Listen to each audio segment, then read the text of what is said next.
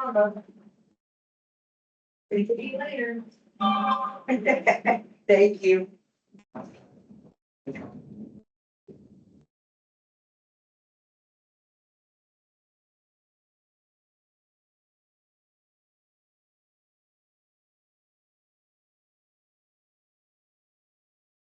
Good afternoon, everybody. My name is Laura Young. I am the Senior Program Manager for the CPAN and PeriPAN program here at UT Tyler Health Science Center.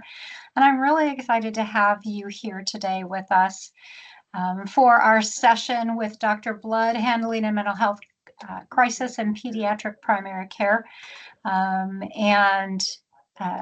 We'll get started here just shortly. We have a few people on, and I know that people are just coming out of clinic at this time. If you are not on mute, I ask you to mute your microphones now. I do want to share a little bit with you here about Dr. Blood, but first I want to let you know that we are recording this session. And the plan is to get this recording onto our YouTube page by the end of the business day today, technology willing. That's always the caveat.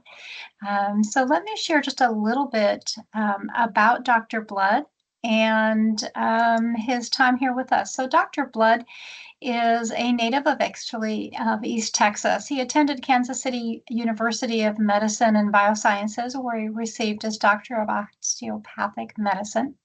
After completing medical school, he returned to Texas for his residency at UT Health Science Center in San Antonio, and then completed his fellowship in child and adolescent psychiatry at the University of Texas Southwestern Medical Center at Dallas, where he was chief fellow. Dr. Blood is board certified by the American Board of Psychiatry and Neurology in psychiatry.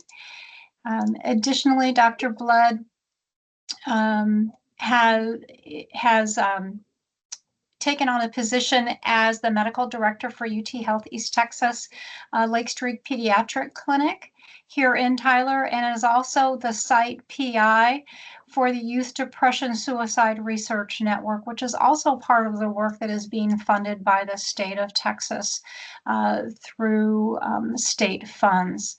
Dr. Blood, I'm going to turn this over to you and have you share your screen, and we'll go ahead and get started here. I do want to, as Dr. Blood is bringing his slide deck up, I do want to let you know that there is a slight glitch with our Cloud CME today. I guess it's a system-wide glitch, so we will be taking our attendance manually. So bear with us as we get this put into our system once that system is back up and running. Dr. Blood, are you ready? Yes, can y'all hear me and see my slides? Yes, sir. I'm going to put myself on mute and it's all yours. All right. Afternoon, everybody. Glad the rain has finally stopped here in East Texas for a little bit. All right. So today we're going to be discussing how to handle a mental health care crisis in a primary pediatric care setting. All right. I get my slides to advance. There we go. So here's the objectives for today. We're going to define what a mental health concern is versus a mental health emergency. We're going to figure out how to assess for levels of care, develop a mental health crisis plan for your primary care clinics, and then disseminate that information to parents and caregivers. So that's kind of our overview for today. All right, so we're going to start off with, how do we define a mental health emergency? So there's got to be evidence of an acute mental illness. So, and this has to be what we call substantial risk of serious harm to self or others. And of course, the risk of harm has to be imminent. So that means that immediate intervention needs to occur. A patient's behaviors are kind of based on specific recent acts, attempts, threats, those kind of things. So this is kind of what defines a mental health emergency. All right. So here's some things some examples of substantial risks of harm. So if there's suicidal ideations, homicidal ideations, extreme physical aggression or agitation, inability to administer necessary medications, catatonia, failure to maintain their own safety, disorientation, delusional thinking, or responding to visual or auditory hallucinations. All these things are things that can imply that there is a risk of harm. So we'll break these down later to just decide if they really are substantial enough to be acute versus not acute, and if it's a true emergency or not.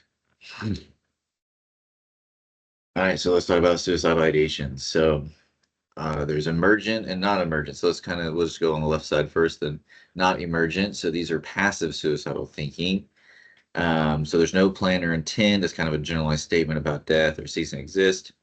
Like an example would be, I wish I could go to sleep and not wake up, or my family would be better off if I weren't around anymore. I wish I'd never been born, those kind of things. So those are passive. There's no action in that. Other things that may make it not emergent is there's no access to weapons in the home. There's involved and supportive caregivers. So those are going to be like a non-emergent side of suicide. The emergent side would be they have a specific plan, they have means, they have intent, determined when, the giving away possessions.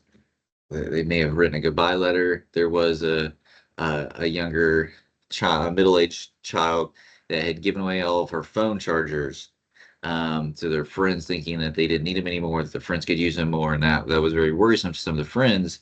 And so they reported to the teacher. The teacher followed the crisis protocol that the school hadn't planned, and ultimately the child was able to get care and was doing better after getting into treatment. So little things that can make the big difference of, being it's an emergent or non-emergent, or it's emergency or not. So those are some examples within suicidal ideations.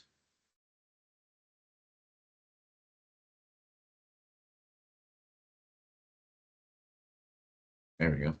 Homicide ideation. So once again, they have thoughts. So there's a homicidal ideation with some urges to kill, but no intended target or plan. No history of homicidal attempts or impulsive acts. There may be some occasional verbal outbursts, and they have the satisfactory support system. But I do want to be clear that kind of like any thoughts of murder, are urgent and, need immediate attention. Just saying I want to kill somebody, that's different than I want to kill so and so. I want to kill John Doe. That means they've identified a target. They're, so there's kind of a low threshold for that. So keep that in mind when you're going forward with homicide ideations. The threat's pretty low. Or the threshold is pretty low when there's a threat made. Okay. So it's pretty low. Homicidal ideations is rather rare in mental health. Most of the time, it's always usually self-inflicted, so suicidal ideations or non-suicidal self-injury that we're seeing. It's not necessarily homicidal. That is more maybe like personality, like antisocial disorder, things like that, where homicidal ideations come into account. So it is rather uncommon for us to see this in the child population, at least. All right, so of course, like I said, for emergent, there's got to be an identified target, they have a plan, access to means, and there's not going to be any support or supervision to even prevent them from acting on that. That's homicidal ideations. What about extreme physical aggression or agitation? So if they're just throwing, kicking, striking at inanimate objects, they're able to de-escalate after a reasonable amount of time, or like some of the safety procedures and holds can be utilized to help de-escalate the situation. But if it's unable to be de-escalated, following, kind of protocols, they're causing harm to themselves or others, they're attacking people that can't defend themselves, those are the really things that are like up it to what it's considered emergent. Um, so this is all judgment calls, there's no like clear, line, so it's, but these are common examples, of emergent versus non-emergent. What about inability to administer necessary medications? If patients refusing to take these medications that help maintain their baseline, patients refuses to take them, whether it's over the counter or prescription, that part really doesn't matter, but they may be needed, um, if it's, it's not emergent, if it's, the day to day, they're not going to, maybe it's their depression medication. Yeah, their depression may be getting worse if they're not in treatment, they may not be sleeping as well if they're not taking like some over the counter like melatonin or something like that. So that would be non-emergent. Emergency would be, if it's inability to administer emergency medications, like the patient won't even, they're not de-escalating. We've offered maybe oral medications, you know, um, patients refusing life-sustaining medications, like insulin, or maybe, they have a cardiac condition, where they have to take it, or maybe like a post-transplant medications, things like that, something that really will lead to a severe or a significant decompensation in their physical or mental state, So those would be considered more emergent.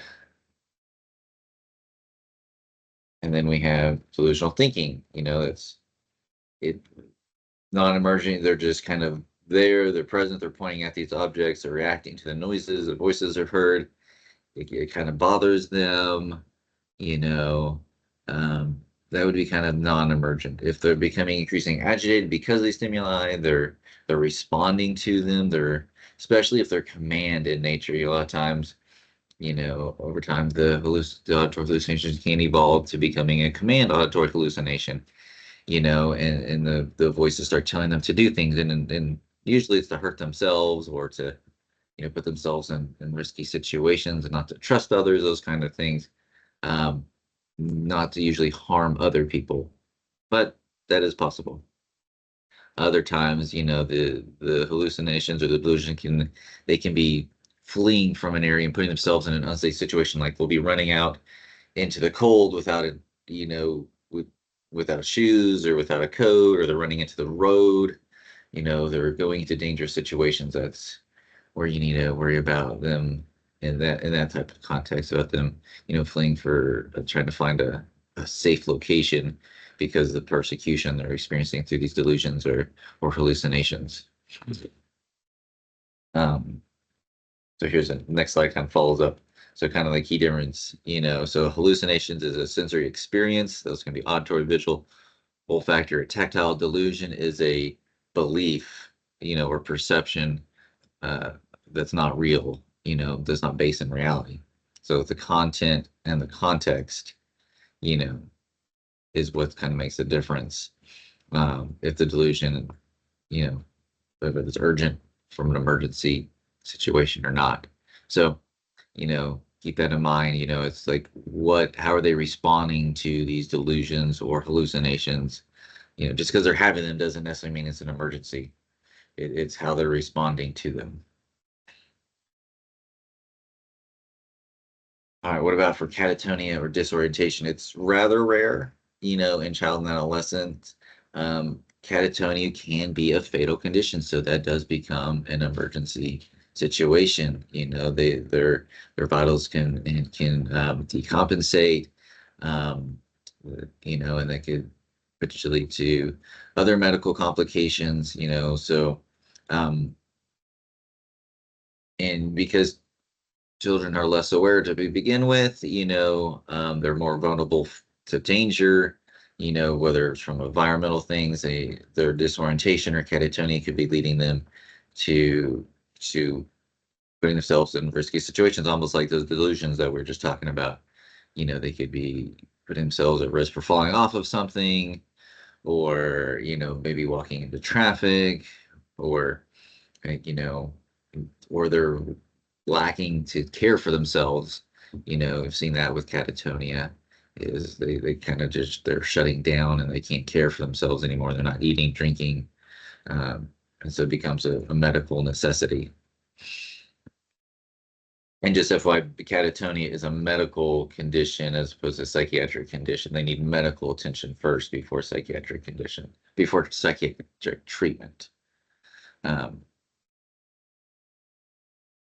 right, so let's talk about what levels of care are there. So, granted, this is just kind of a hierarchy of everything. So low acuity, that's going to be outpatient support, whether that's counseling or from psychiatry, something that's not going to be in there every day. Mild acuity, they probably need something where they're seeing somebody multiple times per week, but not necessarily every day. So that's kind of where those in between programs fall. Intensive outpatient programs, or maybe a partial hospitalization program. And just FYI, the difference is an intensive outpatient program is like 2 to 3 times a week, when PHP, or partial hospitalization program, it is either every day of the week, or sometimes some of them are based off of like just Monday through Friday, but they're like almost 8 to 5. So they're getting a lot of treatment the majority of the week, if not every day of the week. Some IOP programs will be spaced out during the week. Some of them are like a concentrated one on the weekends, so they're there Saturday and Sunday. So that kind of fills the gap in between traditional outpatient counseling and psychiatry versus, needing inpatient psychiatry, so that's that in between level. So what if they're a mid to high acuity, so that parents can call the local behavioral health authority. That's what that acronym is. So that's for our county, that's Andrews Center. You got Community Health Corps, you have Lakes Regional. I'm just blanked on the one. Access. I'm sure I missed different. Burke Center. Yeah, there's several in this region that we cover. I'm not sure I remembered every single one of them, but those would be the people who cover the local behavioral health crisis lines, and those would be calling for them to do an evaluation.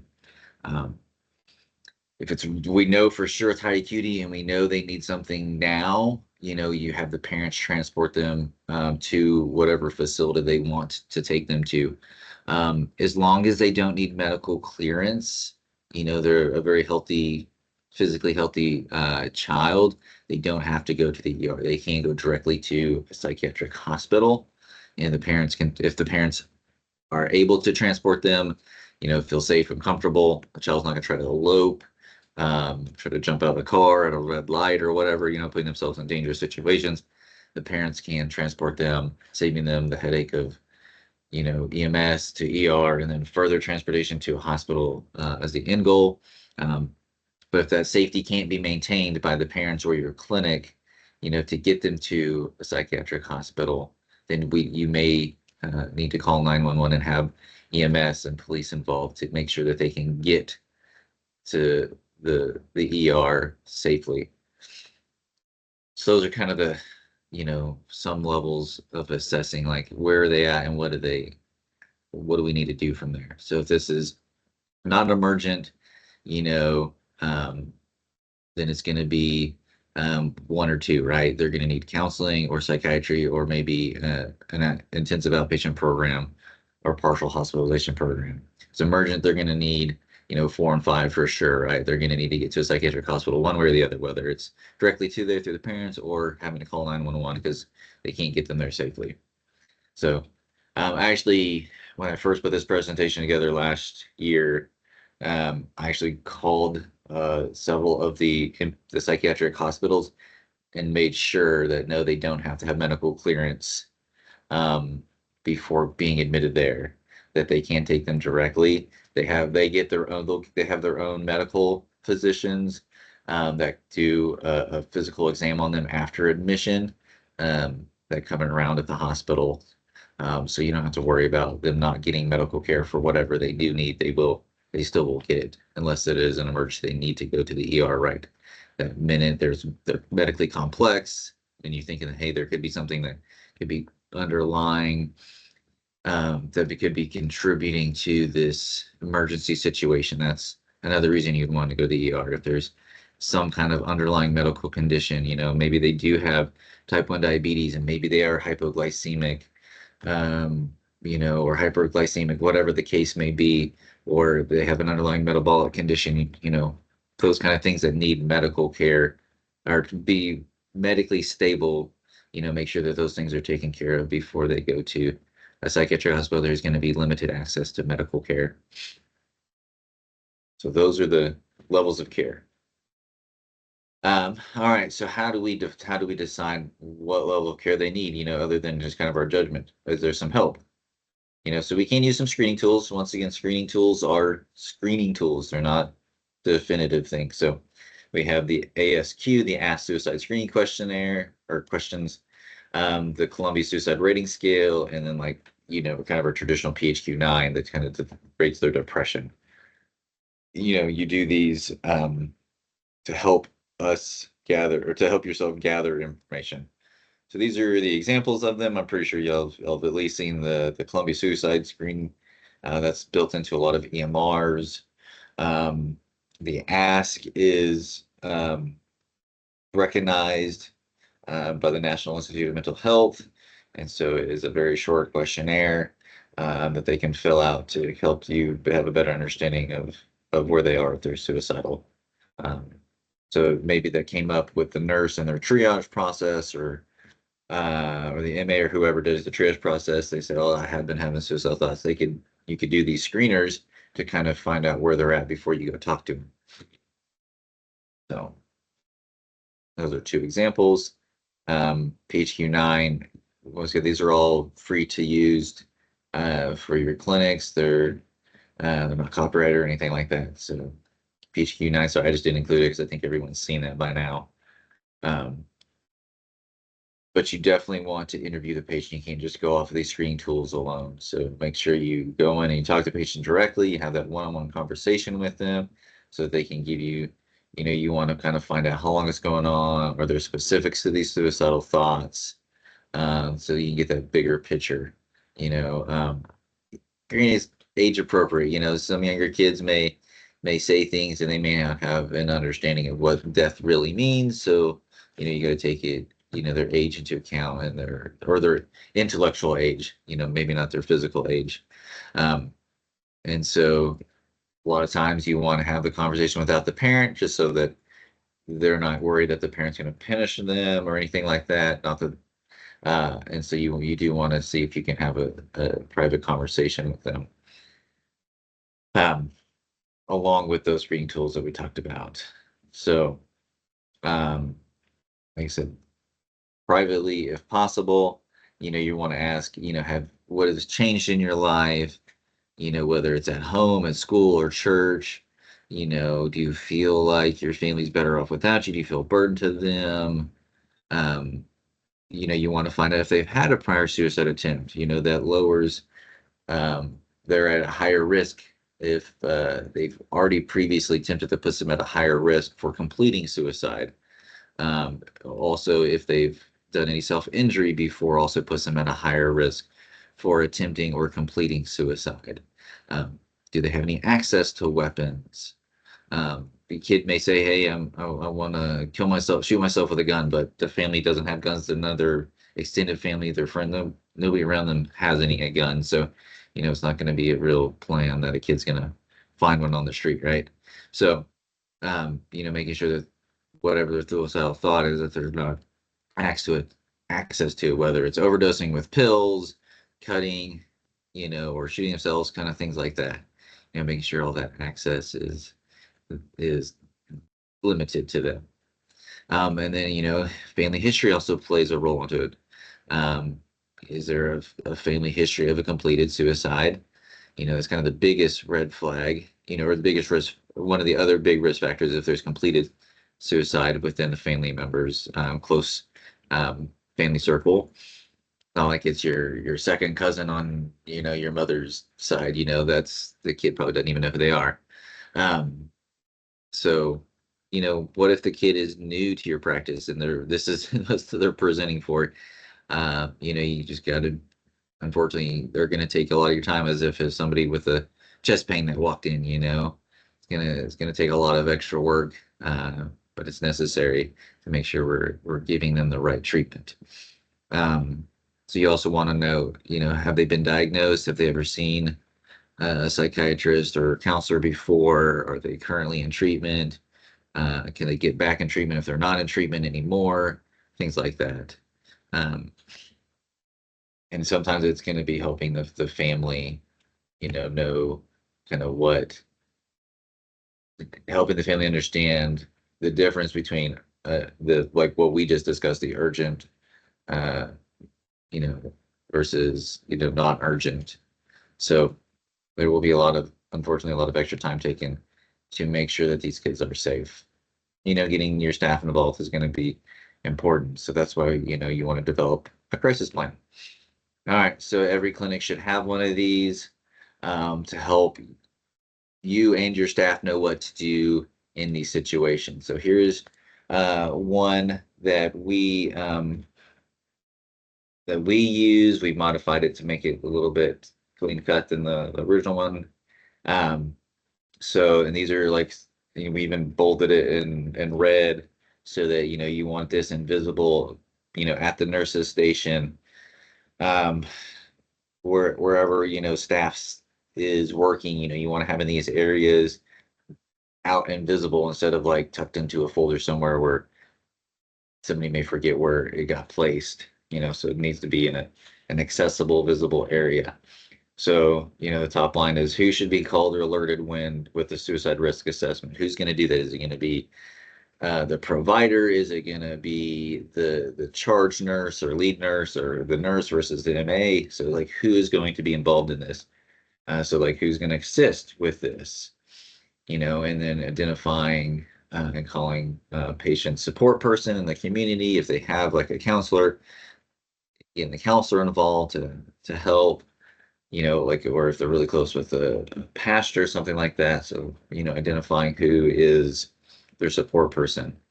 You also want to know, where is the nearest psychiatric hospitals, like which ones can you refer to so you can give the family the name, the number, the address, so you can send them there if that's the plan, and then a staff that can help the family, navigate that, getting the address and phone number and everything. So like I said, if the patient requires a medical clearance before admission, you want to send them to the emergency department. So you want to have listed which emergency department you're going to send them to so that there's no question about it. Because in those crises, maybe too many factors to weigh if you just have it already pre-planned. Like just follow the steps. All right, and so once again, not only have the information, but who's going to help with that. So making sure you have all that, and then after the patient's left the clinic, making sure there's a follow-up call to make sure that they arrived at the clinic or at the hospital, the emergency department, and then also someone to follow up to schedule them once they've left the psychiatric hospital, make sure that they have follow-up a couple, like 1 to 2 weeks afterwards, to make sure that things are better, medications aren't causing any side effects or problems, so you want to have that close follow-up after discharge, just kind of make sure everything is safe, make sure the families, the inpatient hospitals will do discharge planning with them, make sure the home is safe, but you want to follow up with that because parents are busy, they get distracted and don't always follow they might have forgotten one step, and so following up with them on those in that 1 to 2 week after discharge is key.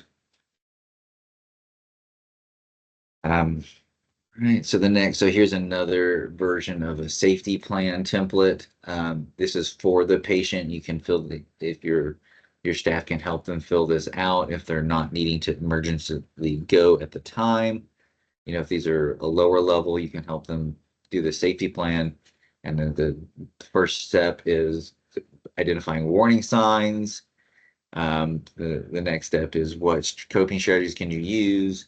Step 3 is identifying people or places that can help distract, to help them bring down their heightened emotional state, who they can send for is, more specific of who can they can ask for help.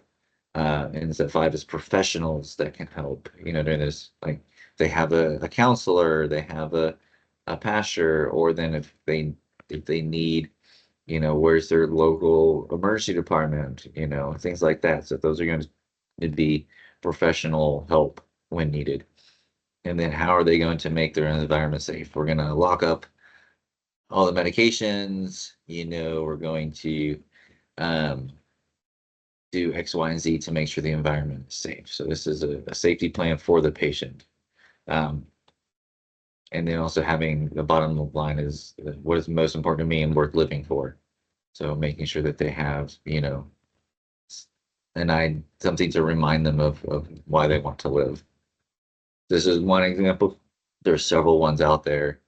Um, so this is another version of it. So like I said, there's several different out there. That is one thing CPAN can help, is help y'all develop a crisis safety protocol. Make sure you have all these forms if needed, and the CPAN can't help with that. We can't help with the direct patient in that emergency, but we can help prepare you for those emergencies when they do happen. So considerations. Well, these are available. Each clinic should consider the specifics of them. So if, like an elopement, these kids might elope, so you want to, make sure, the entrances and exits are covered during those crises, staff that can help. Like we were kind of talking about the quick access to the plan, make sure it's in it where you can get to it easily. Everyone knows where it's at. If you need, and you take into account the language they speak, their religion, socioeconomic status, transportation, all those kind of things. All these are considerations in building your safety plan in your clinic. All right, so what do you do to help train the staff? So, that should be something that should be covered in topic for all new employees. We recommend that a refresher training be done at least annually. So that is the best practice, is to do it quarterly, annually at the minimum. There are staff training programs available to help all team members feel confident and safe in whatever role they are playing in this safety plan or in this crisis protocol plan.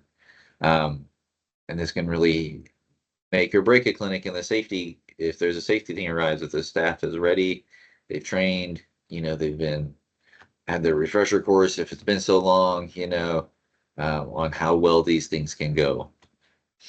So I know when we first got our clinic going, we like first couple of weeks we had one and all the staff wasn't on board. We hadn't got all our X, Y's, and Z's, and went much rougher than subsequent ones we had after we had things in place better.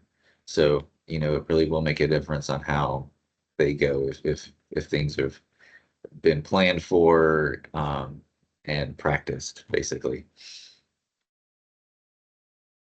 All right, what kind of documentation is there needed? As we know, in this age and era, if it's not documented, it wasn't done. So you got to document this. You want to make sure it's documented with the staff training, document, that the safety protocols were done, that you consult with the patients and the response, so as we've been trained with all other medical records, everything has to be documented.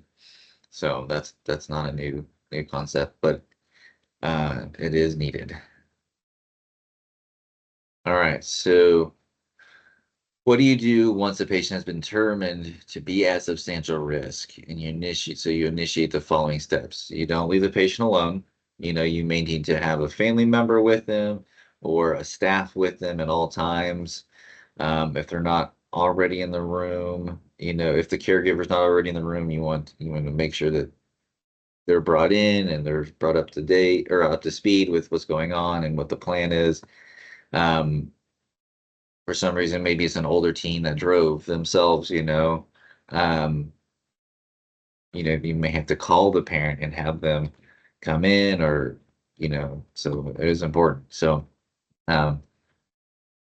providing appropriate options to help facilitate the transportation, whether it's going to be the parent taking them, 911, those kind of things. And these, they're all things that are important to follow, so that the safety is, priority. And then, like I said, once we got to really make sure that the parents follow up on the recommendation. So that's why you have to have that person to call to make sure that they got to the ER, to the psychiatric hospital, and then also to schedule follow up with them in a couple of weeks to make sure that the treatment was successful and they're no longer an emergency threat. And then of course you got to document all these things. So these are the action steps that are required. And all right, I kind of already touched on this, but when do you need to get medical clearance before they go to a psychiatric hospital? If there's been a suicide attempt, say they already did something, like if they took pills, they may need to get a medical workup. If the cuts are really deep, they may need to go get stitches or put in. If it was kind of more of a superficial scratch, you can look at it like, that doesn't need any medical intervention, before going to psychiatric hospital, that's fine. If there's been drugs involved in the last 1 to 2 days, you want to make sure that this isn't an intoxication, a medical complication of the drugs, as opposed to psychiatric complication. So those medical clearance is necessary if there is an underlying, like if they've had a recent suicide attempt or drug intoxication, or if you also know that there has been, if there's a underlying medical condition that could be contributing to the picture, even if you don't think there is, if there's enough shadow of a doubt or reason to think that they may need a medical clearance, it's always best to go ahead and get it. Okay. But do not send them there if they do not need it. That is just going to make it harder on the parents and the patient, and delays treatment as well. So if they don't need any medical workup, please just send them directly to the facility. All right, talking to the parents, how do you start that conversation? That's going to be the biggest thing. How do you, if you had the one-on-one with the child, the parent doesn't really know anything about what's going on, how do you start that conversation? 1 second. All right. So these are just some examples. Like I said, you can keep these examples for your use in your clinic. You said, I'd like to speak to something that came up during our visit today. Your child has expressed that they have suicidal thoughts. They have been cutting. They have, whether this was, or they've been using drugs or alcohol, unprotected sex, any of these kind of things could be used with this in this context. So, and that they're high risk because of said, whatever the thing is. So that can be one way to start. Just kind of be more frank with them. I'd like to speak to you about this that came up. Or you can be like, so if there wasn't anything specific, you can just be like, I am very concerned about the safety of your child, given, what they just told me. And that this is an emergency, it needs immediate attention. You and your child need to go to either psychiatric hospital or the emergency department because they have a plan. They have thought this out. They've done X, Y, and Z. They need treatment immediately. So these are some 2 specific ways that you can kind of start that conversation. What about confidentiality? So we do have a duty to inform when there's a substantial risk. So this is very, sticky situation for all providers. If there is safety risk, then, the confidentiality between the child and the provider does end, and we are required to disclose. We don't have to disclose certain specifics, just like they are at risk for suicide, and they need to be hospitalized.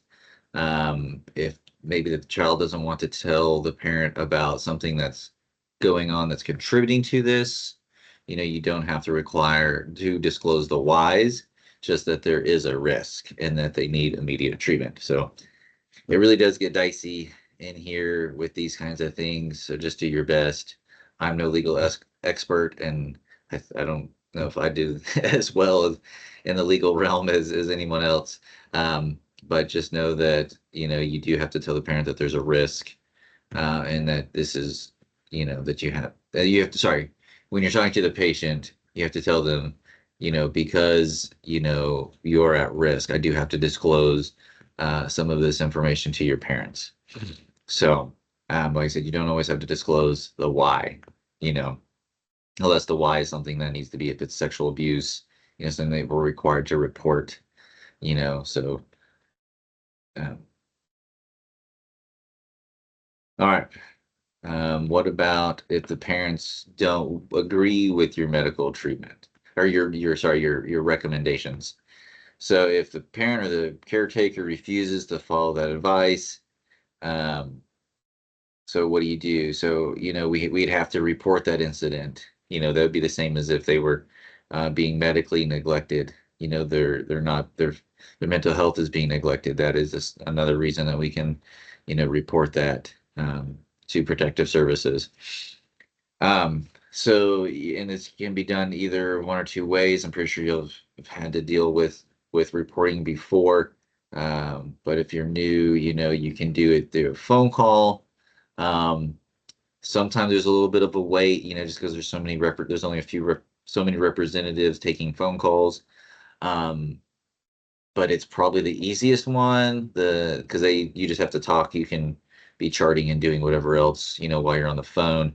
The online one, of course, is going to take, you typing in all the forms and filling out all the information. So personally, I just call. Um, the response time is quicker if you call 24 hours as opposed to 72 hours of the online report. So if it's really an emergency, um, then you definitely want to do the phone call. Say the parent maybe just not giving the counseling resources they need, and the patient is worsening. You could do an online report because it's not as urgent as they need to be hospitalized and the parent's refusing. So, um, so those are what we need to do if the parent or designated caregiver is refusing to follow our medical advice when there is risk to the patient. Oop, I skipped a slide. There we go. Let's go. Nope. There we go. Sorry, just making sure I didn't skip anything. All right. So what about resources for you? Because that's, if you're way out, uh, there's no other resources. The state has things for you. So there's the local mental health authority, or some people call it the local mental health authority. Some people call it the local behavioral health authority. Um, they're all the same. That's the same name for both. They have a mobile crisis outreach team. It's called MCOT, and it's a mobile crisis team. They may not come in person, but they will do some form of evaluation. Sometimes they'll do a video visit.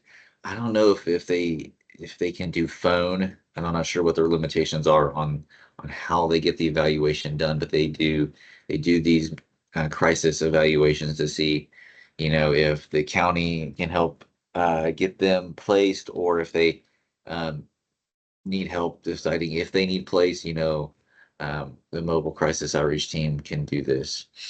All counties have a designated mental health provider. So know who yours is, know their contact information, make sure that's with your crisis plan. Um, so the MCOT people they're qualified mental health professionals or licensed. That means they've gotten training to do these evaluations. Um, they're 24-hour service provided by the county. And then if it's during the daytime, they will go into the community to complete these risk assessments, recommend the level of care, and then if they can, or they will help facilitate transfer to those uh, behavioral health facilities. Um, for kids, I'm not sure we have one in our region. as far as an actual behavioral health facility, I think for adults, I think the only one that's in our region is Lufkin. I'm not even sure Lufkin's actually in our region. But some places do have actual like county funded, crisis units that they could go to as well. So make sure you know what your local mental health authority has as far as these resources. All right, so we do have a slide to break down which services are out there. So access, there's here's their county service: Anderson and Cherokee, Andrews Center, Burke Center, Community Health Corps, Lakes Regional, Texas Spins Up. I'm not sure these are actually our region, but just in case they are, I don't really know where the line ends, but these are some of the ones that could be in our region. So find your county, make sure you have their information. All right, what about like things that the patient can call to make sure that they have this information? There's the National Suicide Prevention line. They went from a number to now just being 988. There's a text service as well that they can text with these people. There's one specific for LGBTQ as well. So make sure you have these, to be able to give out to families. Yeah, it was only a couple years ago. October 2020 is when they authorized, getting the 3-digit emergency phone number instead of the typical 10-digit one. And then they got a text line as well, so it's really great. So there's 180 crisis centers that respond to these calls. It's staffed 24 hours a day, 7 days a week. It's across the whole United States. It's government paid. So there's no fees. It's free for the patient or family. So yeah, make sure your patients know about this. All right, how can CPAN or PeriPAN help with these crises?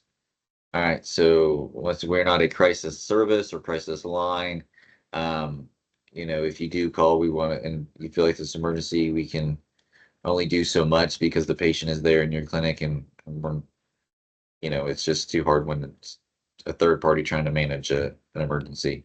We can help to help you provide these safety guidelines for at home, a crisis guide, whether it's, get these lists of phone numbers, lists of behavioral health hospitals, these crisis forms that you can fill out and keep posted, these safety planning templates. So all these things is what we can do to help you for these crises, but not the actual emergency itself. So, and this is something that we can help. If your clinic needs help developing these, implementing these, please let us know when we can help. All right, what if you want to learn more? There are several things out there that you can do.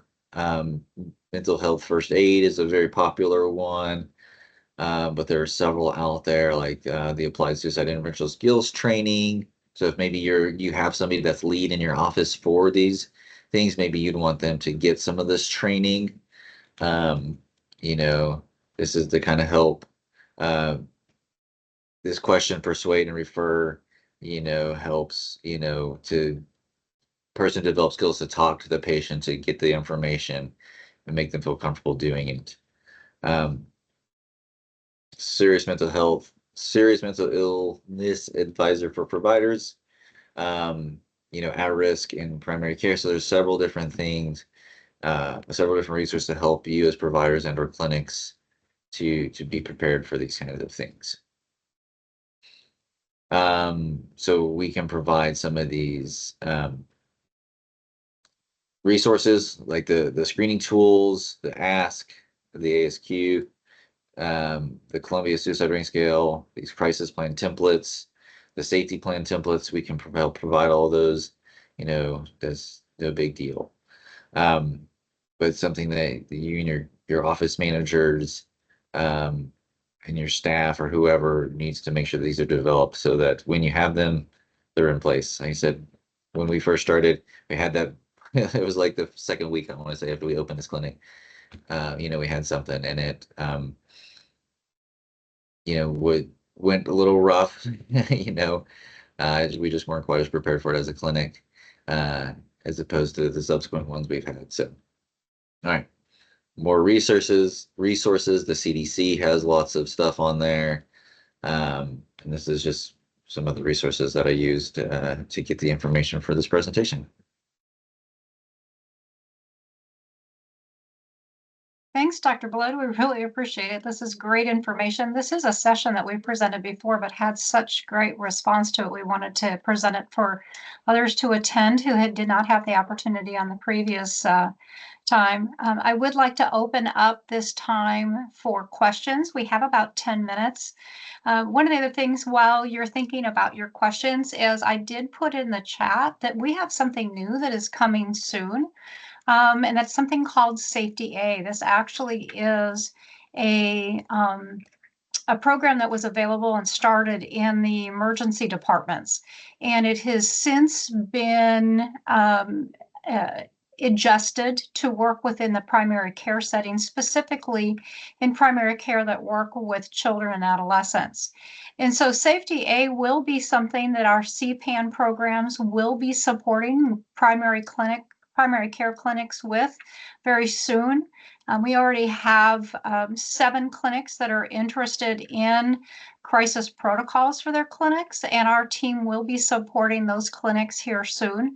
But with Safety A, the great thing that happens is there's an opportunity for training that goes along with that. So it's not just a crisis protocol for your clinic, but also a short training that's opportunity as well. It's not if a crisis is going to happen in your clinic, it's when a crisis will happen. And I love that Dr. Blood shared that the challenge that they had. And yes, it's a bit of a stressor when something happens like that, and you want to be prepared for that. So I'm going to open it up to questions. You can either put your question in the chat or please feel free to unmute yourself and ask your question. There are a lot of topics that Dr. Blood touched on. So we'd love to have your questions, please.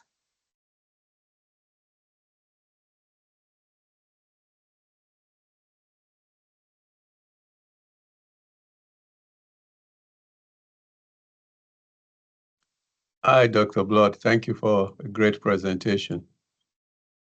I really enjoyed it and learned a lot. You're welcome. I was just, I'm an internist, so I deal with adults, but it just occurred to me, in terms of what we worry about in East Texas, in terms of suicide rate in adults. We know it's one of the highest in the state and all that. I was just wondering, what's the statistics for pediatric mental health outcome here in East Texas? Is it as bad as we in adults describe in terms of suicide rate and other psychopathology? What's the situation in East Texas? So yeah, comparatively, I don't know off the top of my head, but it is the second leading cause for kids and adolescents. So I don't remember what adults are. I don't do a lot of adult stuff anymore. So I don't know off the top of my head, but for kids, it's the second leading cause of death. So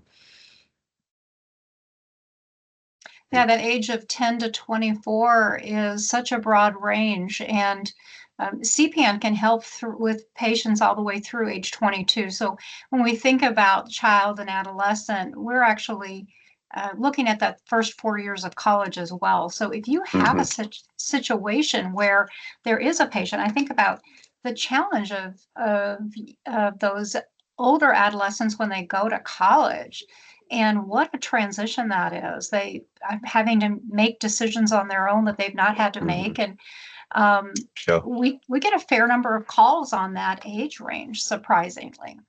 Hmm.